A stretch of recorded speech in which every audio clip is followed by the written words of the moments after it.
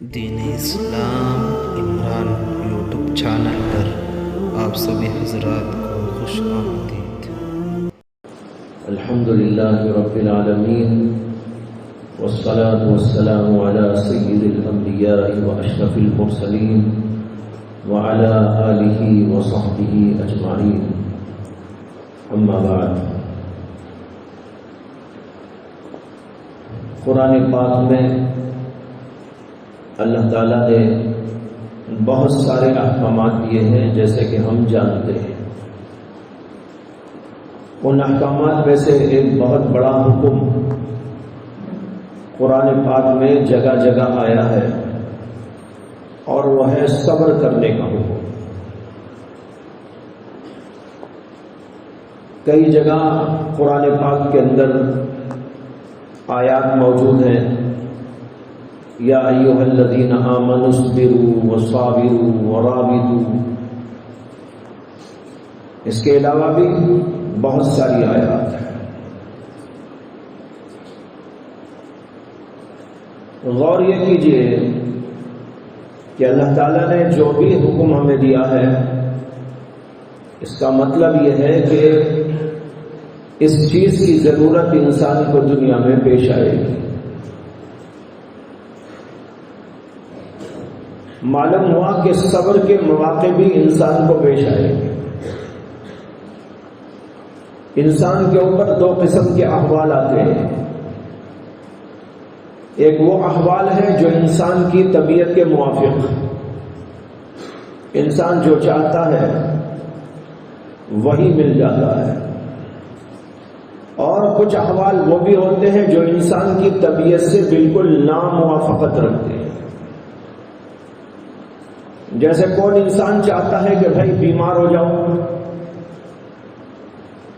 کوئی نہیں چاہتا۔ ہر آدمی چاہتا ہے کہ مجھے صحت چاہیے، توانائی چاہیے، قوت چاہیے۔ اسی طرح کوئی آدمی یہ نہیں چاہتا کہ مجھے فقر آ جائے، فاقہ آ جائے، تنگدستی آ جائے۔ کوئی یہ نہیں چاہتا کہ مجھے پریشانیاں آ کے گھیر لیں۔ ہر آدمی چاہتا ہے کہ راحت ملے، عزت ملے، سکون ملے، طمانینت ملے، کھانے کو برابر میسر ہو، پینے کو برابر میسر ہو، صحت ہو، عافیت ہو۔ بیشتر احوال میں تو یہی ہوتا بھی رہتا ہے کہ جو انسان چاہتا ہے اللہ وہی عطا کر دیتے ہیں۔ اس کے اوپر ہمیں شکر کرنا چاہیے۔ لیکن یہ بھی ہے کہ اللہ کی طرف سے آزمائش کے لیے بندے پر ایسے احوال بھی آتے رہتے ہیں جو انسان نہیں چاہتا، اور یہ اتنی لمبی چوڑی فہرست ہے کہ جگہ جگہ پیش آتے رہتے ہیں۔ ایسے موقع پر حکم دیا گیا ہے صبر کرو۔ جو تم نہیں چاہتے وہ تمہارے ساتھ پیش آ رہا ہے۔ تم نہیں چاہتے کہ کوئی تمہیں گالی دے، لیکن کوئی گالی دے رہا ہے، صبر کرو۔ تم نہیں چاہتے کہ تمہارے لیے تنگیاں اور پریشانیاں پیش آئیں، لیکن پیش آئیں گی، اس کے اوپر صبر کرو۔ جب ہم رہتے ہیں آپس کے اندر تو یہاں بھی بہت سارے ایسے احوال پیش آتے ہیں۔ ایک طالب علم کو دوسرے طالب علم سے پیش آ جاتا ہے، ایک استاد کو دوسرے استاد کے ساتھ کوئی معاملہ پیش آ جاتا ہے۔ وہ نہیں چاہتا کہ بھائی اس کے ساتھ ایسا ہو، لیکن ہو جاتا ہے۔ اب حکم اللہ کا یہ ہے صبر کرو۔ اب اگر ہم صبر نہیں کریں تو کب کریں گے؟ ارے بھائی صبر کا موقع آیا، صبر نہیں کر رہا ہے تو پھر آخر صبر کب کرے گا؟ اس لیے جب بھی کوئی ایسا موقع سامنے آ جائے، کسی کی طرف سے بھی پیش آ جائے، تو ہم کو یہ سوچنا چاہیے کہ اسی وقت کے لیے تو اللہ نے حکم دیا ہے مجھ کو کہ صبر کرو۔ بہت اچھا ہوا کہ اللہ کے اس حکم کو پورا کرنے کا موقع میسر آیا، اور اللہ نے مجھے صابر بنانا چاہا، اور صابر بنا کر صبر کا اجر دینا چاہا۔ اسے کہ صبر کا بہت بڑا اجر ہے، اتنا بڑا کہ اللہ نے فرمایا ان اللہ مع الصابرین، اللہ تعالیٰ صبر کرنے والوں کے ساتھ ہوئے ہیں۔ اور جو لوگ صبر کرتے ہیں ان کو ڈبل اجر کا اللہ نے قرآن میں وعدہ کیا ہے کہ ان کو دگنا اجر دیا جائے گا۔ تو معلوم ہوا کہ صبر کرنے پر اللہ کی طرف سے اللہ کی معیت نصیب ہوتی ہے اور اجر ملتا ہے، بے شمار اجر ملتا ہے، اور پھر اس کے نتائج بہت اچھے دنیا کے اندر بھی مرتب ہوتے ہیں۔ تو جب بھی کوئی ایسا موقع آئے تو ہمیں یہ بات دل میں بٹھا لینا ہے کہ بھائی مجھے حکم ہے اللہ کا کہ صبر کرو، لیکن ظاہر بات ہے کہ ایک دم صبر نہیں آ جاتا، اس کے لیے مشق کرنی پڑتی ہے۔ مشق یوں کرنا ہے جب جب بھی کوئی بات خلاف طبیعت پیش آتی رہے، زبان کو بند رکھو، دل کو قابو میں رکھو، دماغ کو قابو میں رکھو، کوئی غلط جملہ کسی کو نہ بولو، کوئی کسی کے لیے ایسی بات نہ کہو جس سے کہ اس کو درد ہو، تکلیف ہو، پریشانی ہو، بلکہ زبان پر کنٹرول، دل پر کنٹرول، دماغ پر کنٹرول، اس طرح صبر ہی صبر، صبر ہی صبر کرتے رہنے کی مشق کرتے رہنا چاہیے، یہاں تک کہ کبھی ایسا بھی موقع آ سکتا ہے کہ بہت بڑے صبر کا تقاضا کرنے والا ہو۔ اگر چھوٹے چھوٹے موقعوں پر صبر نہ آیا، کسی نے یوں کر دیا آپ نے یوں کر دیا، کسی نے یوں کیا آپ نے یوں کیا، یہ کیا صبر ہوا؟ اس نے کہا تماچا ماروں گا، آپ نے کہا مٹھی لگاؤں گا، اس نے کہا تھپڑ لگاؤں گا، آپ نے کہا پیر تیار ہے۔ اگر ایسا ہوتا رہا تو پھر انسان تو بے صبر بن کے رہے گا، اور کبھی ایسا موقع آ جائے کہ بڑے صبر کا تقاضا ہو تو انسان پورا نہیں کر سکے۔ اس لیے ہر وقت مشق کرتے رہنا چاہیے، صبر صبر صبر، اور جب صبر کرتے ہیں تو دنیا میں بھی اس کا اجر ملتا ہے، آخرت میں بھی۔ لکھا ہے واقعہ، ایک بہت بڑے اللہ والے گزرے ہیں جن کا نام تھا ابو الحسن نوری رحمت اللہ علیہ۔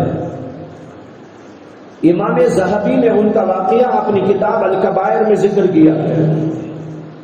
واقعہ یہ لکھا ہے کہ حضرت ابو الحسن نوری کا دور دور تک شہرہ تھا، دور دور تک لوگ جو ہے ان کا نام سنتے تھے اور ان کی تعریفیں کرتے تھے۔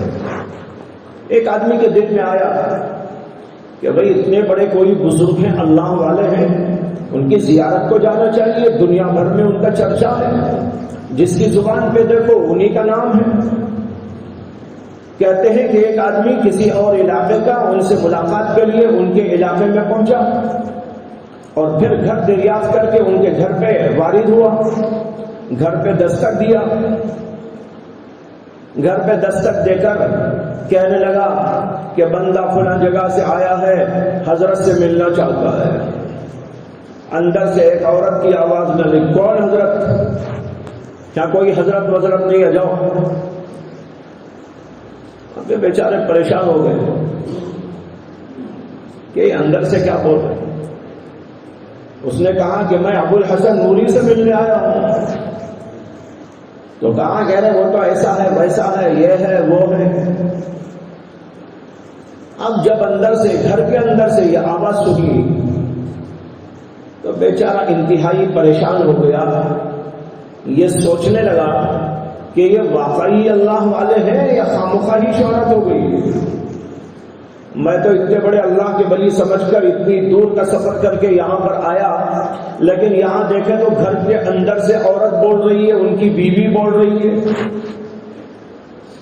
تو بیچارہ بہت شش و پن میں مبتلا ہو گیا اور ایک طرف کونے میں جا کے بیٹھ گیا، سوچیں گے کیا کرنا ہے، ملنا ہے کہ نہیں ملنا ہے ان سے۔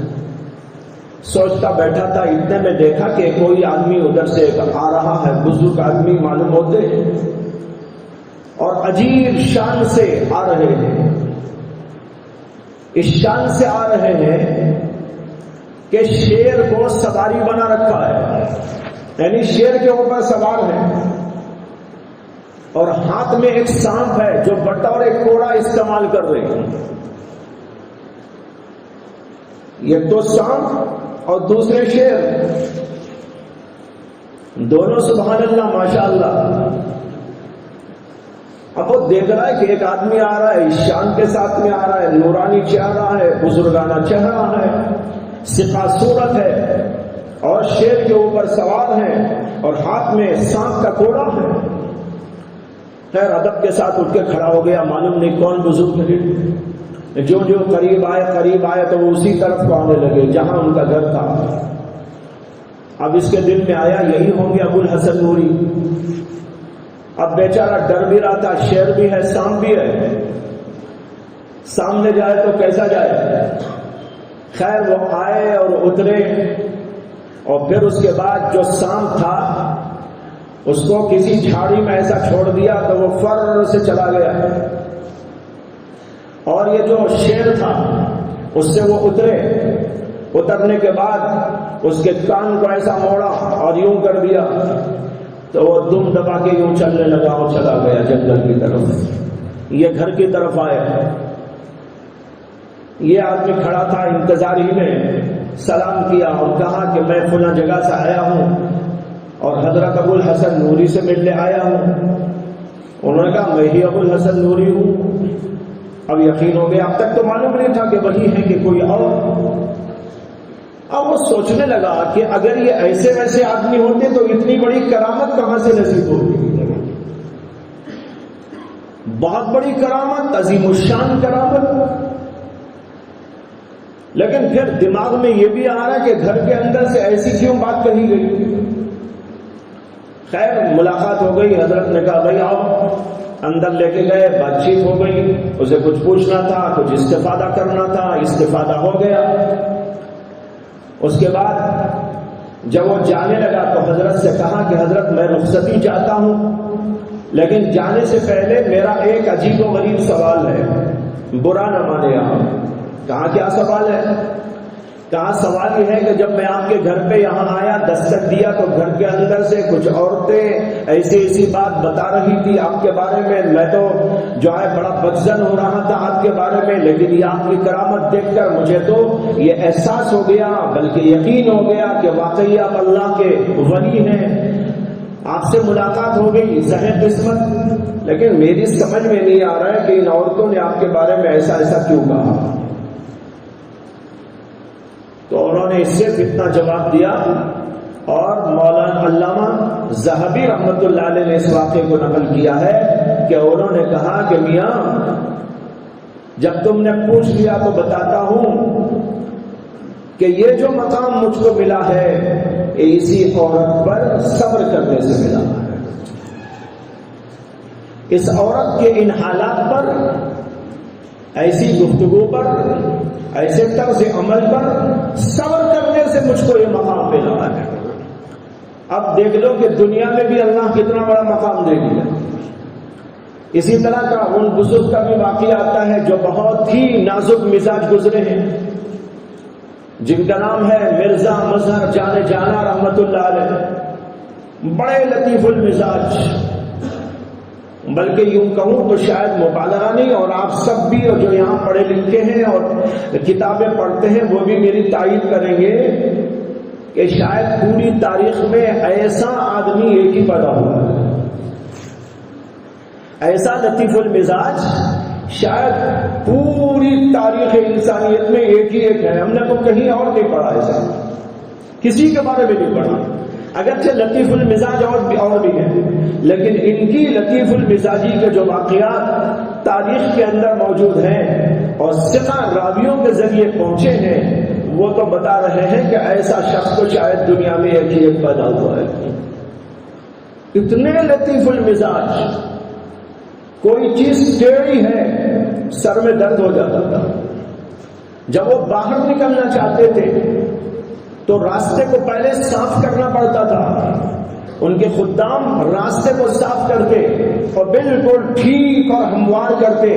اگر راستے میں کہیں پر ناہمواری ہوتی ان کی طبیعت خراب ہو جاتی. یہاں تک لکھا ہے کہ ان کے ایک مرید تھے جو سال میں 2 دفعہ ان کے ہاں حاضری دیتے تھے، 6 مہینے میں ایک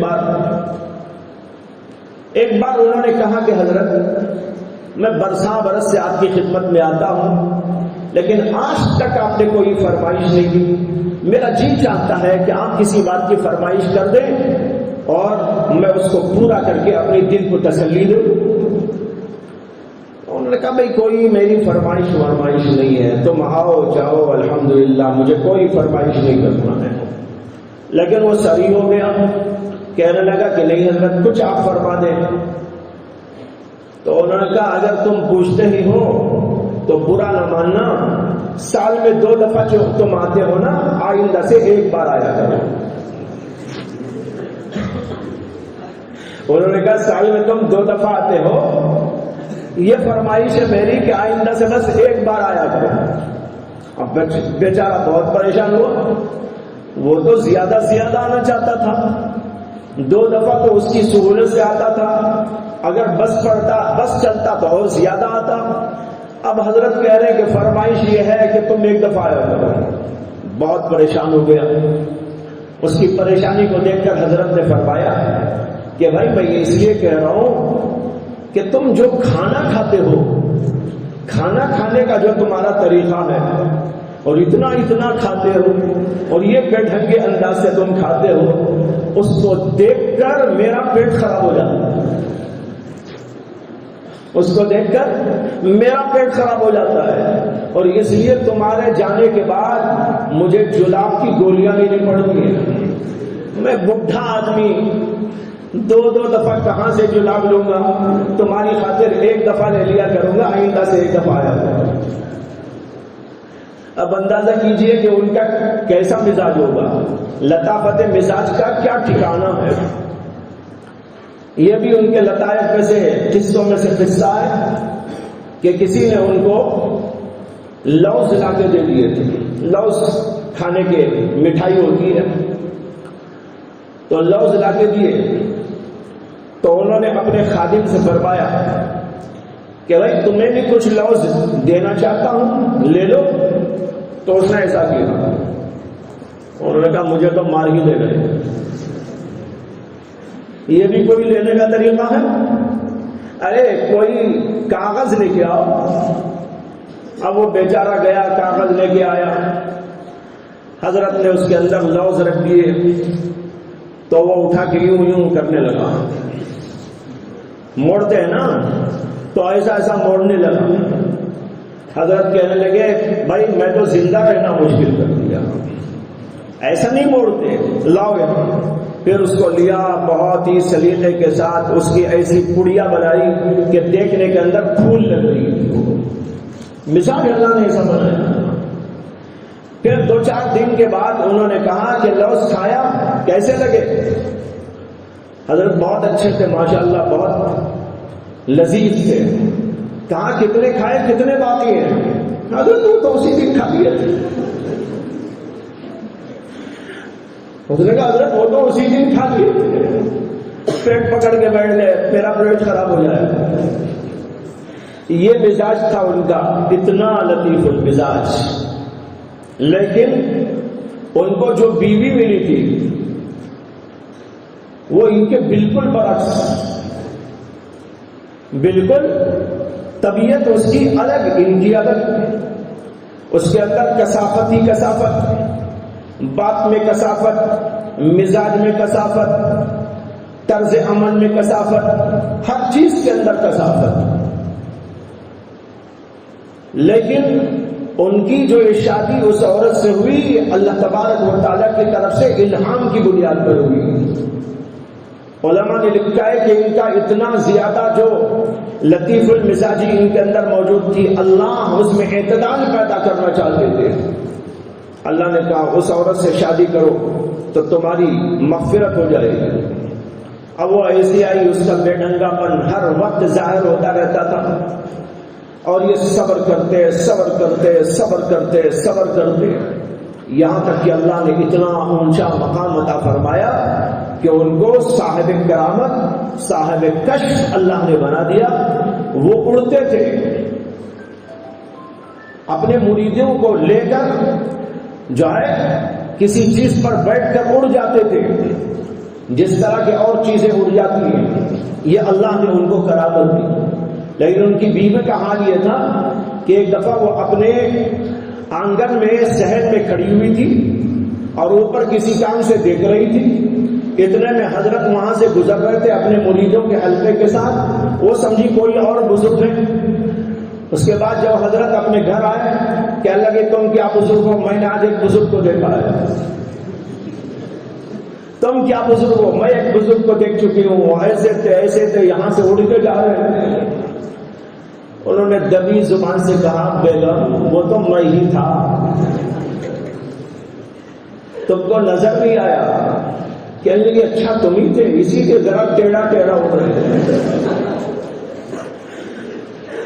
سمجھ میں آئی نا بات؟ یہ مزاج تھا اس عورت کا، لیکن اس کے اوپر صبر کیا، اللہ نے اتنے اونچے مقام پر پہنچا دیا۔ تو آج کا سبق یہ ہے، بیویاں جب آئیں گی تب صبر کرنا، وہ تو ہے ہی، لیکن ابھی سے صبر کی مشق شروع کر دو، اس لیے کہ یہ مرحلہ تو سب کو پیش آئے گا۔ بیوی آئے گی تو بیوی پہ صبر کرنا پڑے گا۔ جی بیوی پر شکر بھی ہے، بیوی پر صبر بھی ہے، دونوں مل کے ساتھ ساتھ چلتے ہیں۔ ہمارے حضرت جی مولانا نصیر اللہ خان صاحب نور اللہ برکتہ بار بار فرمایا کرتے تھے، حضرت کا جملہ اچھی طرح یاد ہے، حضرت فرماتے تھے کہ بھائی دیکھو، ہر آدمی کے ساتھ اس کا شیخ ہر وقت نہیں رہا کرتا۔ آپ نے کسی بزرگ کے ہاتھ پہ بیعت کر لی، وہ آپ کے گھر میں تھوڑا ہی آ کے رہے گا، وہ تو رہے گا اپنی نگاہ پر، کبھی کبھی آپ جائیں گے، زیارت کریں گے، ملاقات کریں گے، چلے آئیں گے۔ حضرت کہتے تھے شیخ ہر وقت تمہارے ساتھ نہیں رہا کرتا، اس لیے اللہ نے گھر گھر شیخ پیدا کر دیا۔ یہ حضرت کا جملہ ہے، ہر گھر گھر شیخ پیدا کر دیا ہے جو تمہاری اصلاح کرتی رہتی ہے۔ تو یہ صبر کا موقع بھی آئے گا، تو اس سے پہلے ہی سے آدمی کو صبر کرتے رہنا چاہیے، اور مختلف مواقع پیش آتے ہیں، ان مختلف مواقع پر صبر کرتے رہو، اجر ملے گا، درجات کی بلندی ہوگی۔ اللہ تعالی ہم سب کو ہدایت عطا فرمائے، توفیقات عطا فرمائے، وآخر دعوانا الحمد للہ رب العالمین۔